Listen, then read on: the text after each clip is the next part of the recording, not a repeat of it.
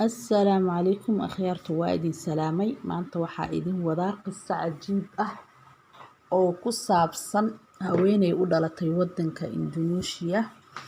Intaanan qisada u guda gelin waxaa idinka codsanayaa haddii aad nagu cusub tihiin subscribe-ka noo saara, haddii aana la sii joogtayna nala sii jooga, like iyo share-na ha naga iloobina.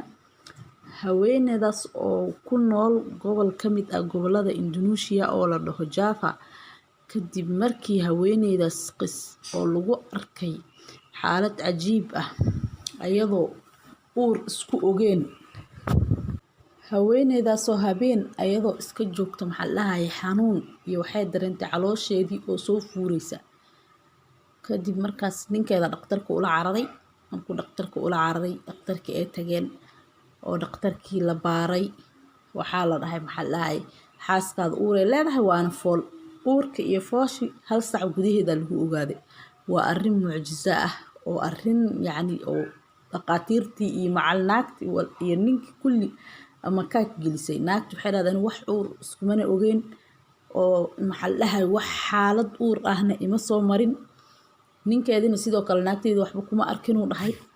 arrinta soo noqotay arrin saraaxa oo cajiib ah oo waxaan ku dhahay miidiyaha qabsatay oo ummadii oo dhan ama ka kuriday, laakiin ilaahay wax kasta wuu awoodaa.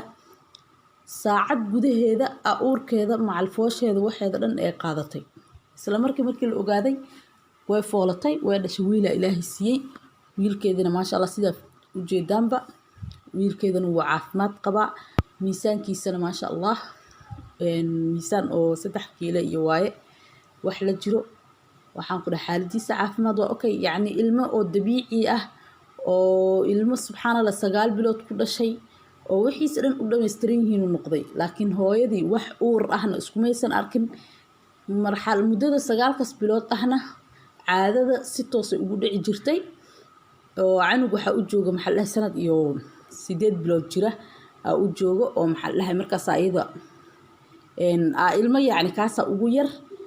wax isbedel ah nolosheeda kumaysan arkin ilaa iyo hal habeenka ee dhali doonta bas la soo darisay xanuun iyo calooshii fuuraysa. caloosheeda xitaa wax isbedel jismigeeda wax isbedel jirkeeda iskumaysan arkin muddadan dhan. marka arrintan waa arrin mucjiso ah. marka mucjisooyinkana way soo badanayeen. aakhir zamankii aan ku jirnaa insha Allah. intaan ka kulmi doono mar kale iyo qisooyin kaleeto. asxaabta waxaa idinka codsanayaa fiidiyowga inaad share gareysaan. nabadgelyo.